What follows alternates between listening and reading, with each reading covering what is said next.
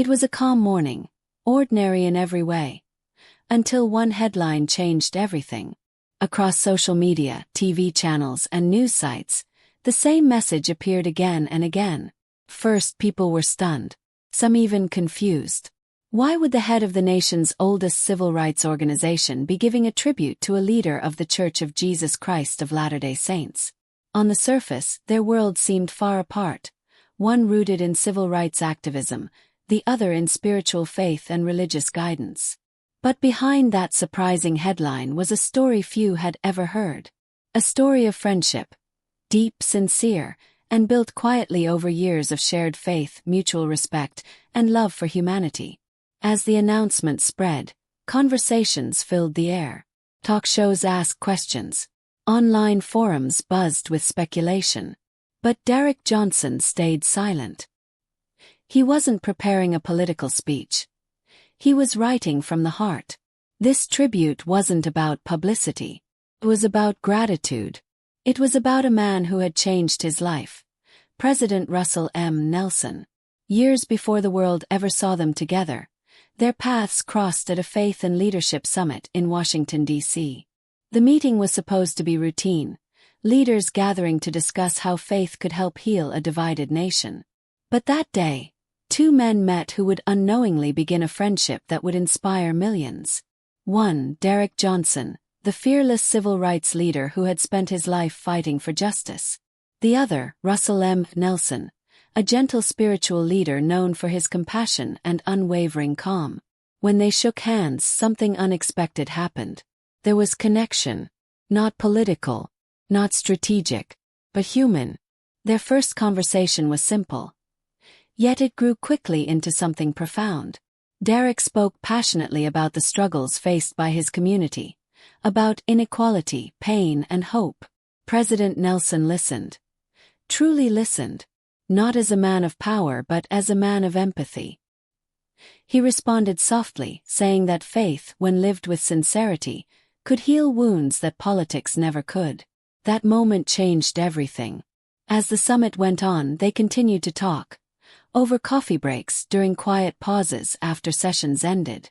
Derrick was struck by Nelson's humility. Despite leading millions, Nelson never spoke down to anyone. He asked questions. He cared. After the event ended, they exchanged numbers, promising to stay in touch. What began as occasional texts and notes of encouragement slowly grew into something deeper.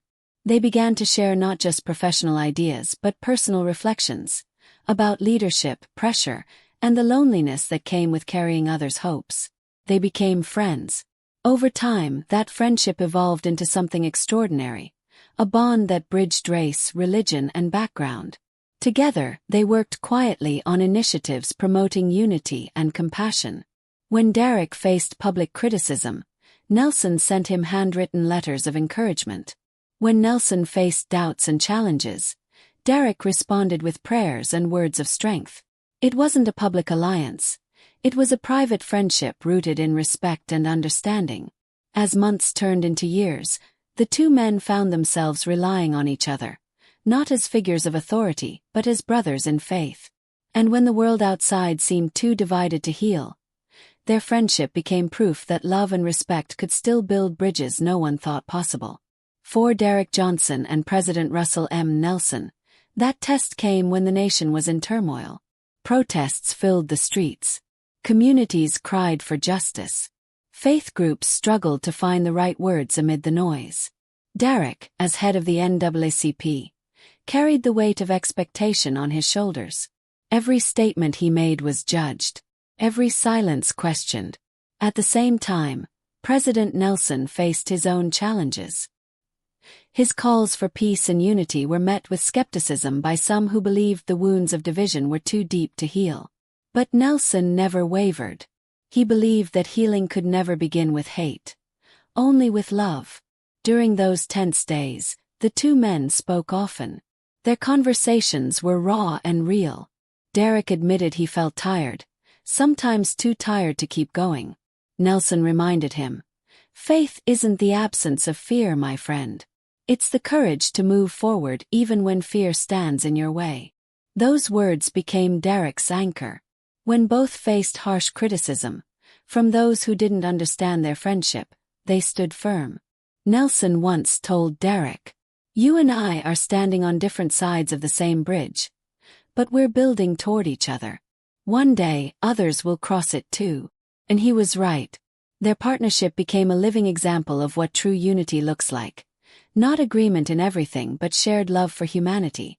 Years passed, and their bond only grew stronger.